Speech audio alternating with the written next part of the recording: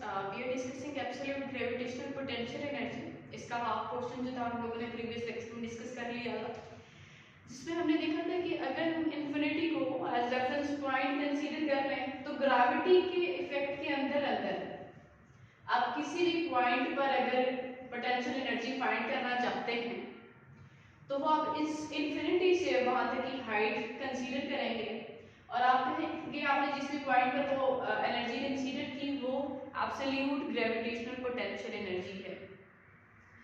तो मैंने इसकी डेफिनेशन भी आपको लिखवाई थी कि ये वो वर्क डन है दरअसल जो ग्रेविटी के फील्ड के अंदर अंदर किसी भी पॉइंट से इन्फिनिटी तक किसी ऑब्जेक्ट को ले जाने में हमें करना पड़ता है। और इन्फिनिटी एक ऐसा पॉइंट है जहाँ पर के हमारे पास ग्रेविटी जीरो है। बच्चों हमारे पास ये रिजल्ट आया था पिछली डेरिवेशन का, आज इससे आगे हम लोगों ने डिस्कस करना है। न्यूटन्स ग्रेविटेशनल लॉ हमें कहता है कि जो कोई बॉडी सरफेस ऑफ अर्थ से दूर जाती है तो उस पर ये अट्रैक्टिव फोर्स लगाती है, यानी इनवर्स स्क्वायर लॉ। जो बॉडी दूर जाएगी तो वो फोर्स जो होगी ग्रेविटी की वो उस पर कम होती जाएगी। ये कहते हैं न्यूटन्स ग्रेविटेशनल लॉ। अब देखिए आर की वैल्यू मैंने निकाली हुई है, R1 और R2 आर स्क्वायर की वैल्यू है। अगर मैं ये वाली वैल्यू उठाकर इसकी जगह पे पुट कर दूं तो मेरे पास ये इक्वेशन कुछ यूं आ जाएगी। तो बच्चों वर्क डन है, अब चूंकि मैंने आपको कहा था कि जो आपके पास एब्सोल्यूट ग्रेविटेशनल पोटेंशियल एनर्जी है वो वर्क डन है जो आपको ग्रेविटी के फील्ड के अंदर किसी भी पॉइंट से अगर ग्रेविटी से बाहर इन्फिनिटी पर ले जाना पड़ जाए किसी ऑब्जेक्ट को तो उसमें करने में लगता है, उसको मूव करवाने में लगता है। तो जो वर्क डन का फॉर्मूला होता है टी कॉस थीटा। अब यहाँ पर देखें चूंकि आपका जो ऑब्जेक्ट है ये बॉल जो मैंने यहाँ ड्रॉ किया है ये अपवर्ड डायरेक्शन में डिस्प्लेसमेंट है, इसकी डिस्प्लेसमेंट इसका अपवर्ड है, लेकिन इस पर जो फोर्स लगा रही है ग्रेविटी वो डाउनवर्ड डायरेक्शन में लगा रही है। तो बच्चों डिस्प्लेसमेंट और फोर्स के दरमियान में एंगल कितना आया 180 डिग्री। अगर आप 1 से 2 के दरमियान मूव कर रहे हैं यानी आप यहाँ से यहाँ पर पहले गए हैं, ठीक है, और आप इतना वर्क कैलकुलेट करना चाहते हैं तो आप इसको लिखेंगे W 1 से 2 के दरमियान जो आपने मूव किया तो एफ डी कॉस 180 डिग्री। तो F क्या है, F वो वाली वैल्यू आप यूज करेंगे, इसको हम इक्वेशन नंबर 3 कह देते हैं, यहाँ लिख भी देते हैं फ्रॉम इक्वेशन 3। अच्छा जी, F की वो वाली वैल्यू अगर आप इस फार्मूला में पुट करते हैं जो आपने डिराइव की है, साथ में D, what is D? D is the difference between two given points that is delta R। 1 और 2 के दरमियान में जो डिफरेंस है वो भी डेल्टा R है और जो 2 और 3 के दरमियान में होगा वो भी डेल्टा R होगा और जो 3 और 4 के दरमियान में होगा स्टूडेंट्स वो भी डेल्टा R होगा। तो मैं D की बजाय यहाँ पर डेल्टा R अगर सब्स्टिट्यूट कर दूं cos 180 डिग्री लिखूं तो मेरे पास ये जो फार्मूला है वो कुछ यूं बनेगा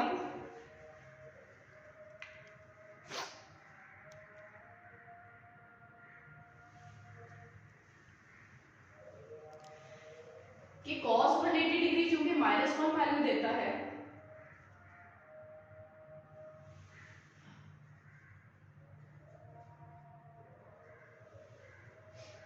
तो मेरे पास ये माइनस आ जाएगा और डेल्टा R जो था वो तो R2 माइनस R1 के बराबर था तो वो वैल्यू सब्स्टिट्यूट कर दी यहाँ पर तो मेरे पास ये आ जाएगी वैल्यू।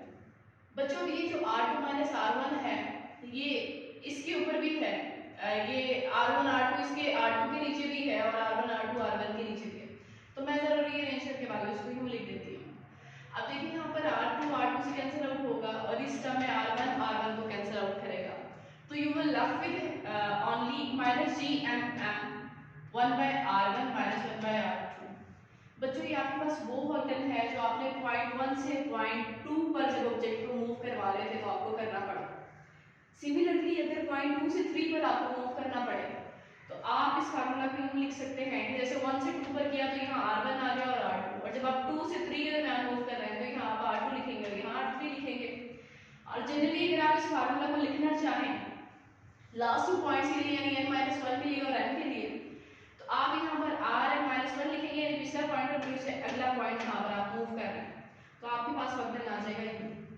अगर आप टोटल वर्क डन की वैल्यू निकालना चाहते हैं तो आपको क्या करना पड़ेगा, आपको इन तमाम वर्क डन को ऐड करना पड़ेगा जो आपने निकाले 1 बाय 1 इन तमाम इंटरवल्स के लिए, तो -gmm अगर आप देखें तो आपके पास सिमिलर आएगा हर इंटरवल के लिए। तो हम उसको कॉमन ले लेते हैं और आपके पास ब्रैकेट में क्या आएगा, ये वैल्यू 1/r1 - 1/r2, ये वैल्यू सेकंड वाले इंटरवल के लिए, और थर्ड इंटरवल के लिए भी मैंने लिख दी है r3 से जब r4 के दरमियान मूव करना है, और जब लास्ट में आप rn-1 से rn पर जा रहे हैं तो वो भी मैंने लिख दी। बच्चों ये देखिए यहाँ पर 1/r2 नेगेटिव में भी आ रहा है और पॉजिटिव में भी आ रहा है, ये दोनों वैल्यूज एक दूसरे को कैंसिल आउट करेंगे। सिमिलरली r3 भी कैंसिल आउट होगा। इसी तरह अगर -1/r4 मौजूद है तो नेक्स्ट पेज के लिए जब आप लिखेंगे, नेक्स्ट इंटरवल के लिए लिखेंगे तो 1/r4 - 1/r5 होगा, तो r4 भी कैंसिल आउट हो जाएगा।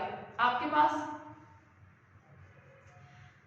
बच्चों एट दी एंड जो बचेगी वैल्यूज वो सिर्फ फर्स्ट वैल्यू होगी और लास्ट वैल्यू होगी 1/rn।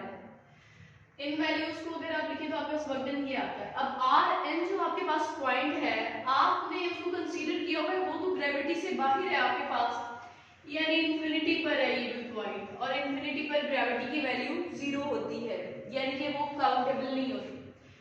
तो बच्चों n चूंकि इंफिनिटी पर है तो 1/r इंफिनिटी का क्या रिजल्ट आएगा, 1/infinity। अगर आप इसको कैलकुलेट करें कैलकुलेट से तो आपके पास आंसर आता है 0, यानी सेकंड टर्म आपका वैनिश हो जाएगी यहाँ पर, and you will left with only -gmm into 1/r1 - 0। बच्चों अगर मैं इसको थोड़ा और सिंपलीफाई करूं तो मेरे पास ये बनता है वर्क डन। ये वर्क डन कब किया मैंने, जब मैंने पॉइंट 1 से इंफिनिटी पर किसी ऑब्जेक्ट को मूव करवाया, तो इसके दौरान में मुझे जितना भी काम करना पड़ा उस ऑब्जेक्ट के ऊपर, ये वो वैल्यू है बच्चों। लेकिन मैंने तो आपको कहा था कि ये जो वर्क डन होता है इसको हम एब्सोल्यूट ग्रेविटेशनल पोटेंशियल एनर्जी कहते हैं, तो मैं इसको यूं भी लिख सकती हूँ,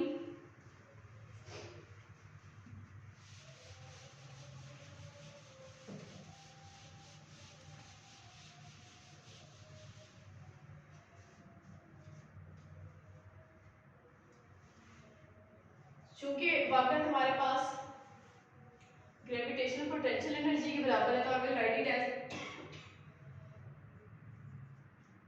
-gmm बाय, पहले तो मैं इसको जनरल फॉर्म में लिख देती हूँ किसी भी पेस्ट के लिए,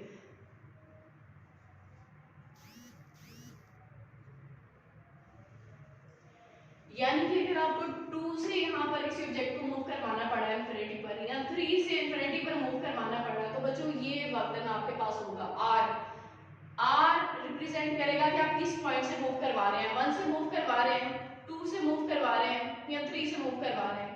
तो ये हमारे पास जेनेरिक फार्मूला आ गया। लेकिन ये बच्चों वर्क डन दरअसल हमारे पास एब्सोल्यूट ग्रेविटेशनल पोटेंशियल एनर्जी की वैल्यू है, तो मैं W को रिप्लेस कर देती हूँ U के साथ, जो कि सिंबल है एब्सोल्यूट ग्रेविटेशनल पोटेंशियल एनर्जी का।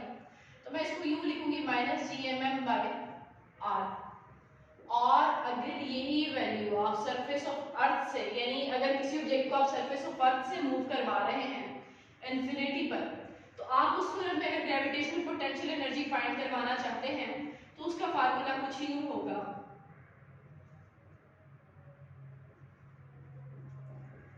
Absolute gravitational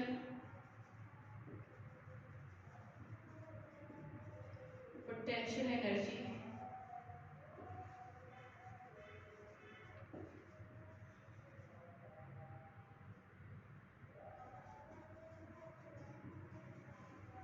when object is displaced from surface of earth।